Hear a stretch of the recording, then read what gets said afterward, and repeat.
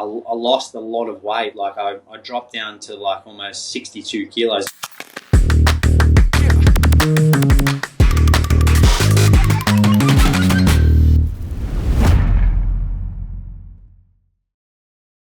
Yeah, well, I noticed a massive change with a lot of different things. My recovery was amazing. Like I could go out and do a hard interval run session or a hard interval session on the bike, and I'd be able to recover and back it up and go again the next day, just because my body felt so refreshed and cleansed after eating good healthy foods that didn't contain all those negative sort of aspects to it. Which was great, but in saying that, I found it really hard to consume the amount of food I needed in order to perform at that high level.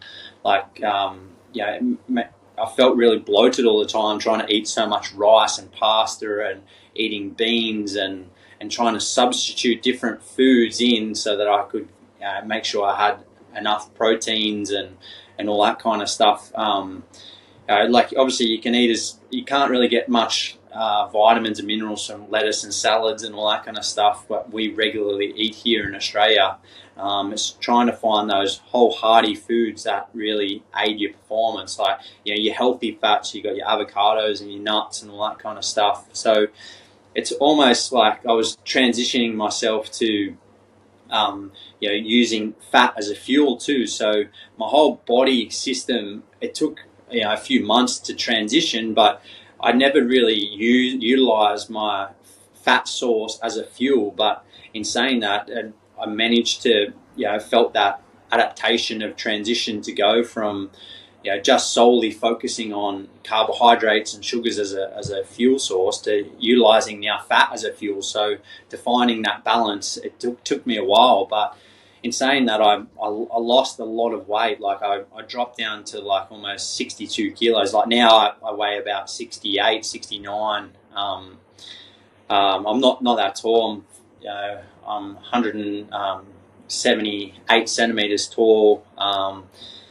But yeah, in saying that, like I dropped a lot of weight just because I was underfueling myself, but I was still trying to train the same amount that I did before. So it was quite challenging. I definitely underperformed at a lot of my races, and I had a lot of negative impact from it. But I wholeheartedly believed in the process I was on because it was better for my health long term rather than the short term. I was looking years and years beyond where I was because I go into races and I felt so underfueled, but I couldn't dare look at another banana because I'd already ate like 5 or 6 of them. I sort of like my palate was getting so overwhelmed with eating the same sort of foods. And the one thing I suppose from my time traveling around the world, it was very difficult to find good quality food,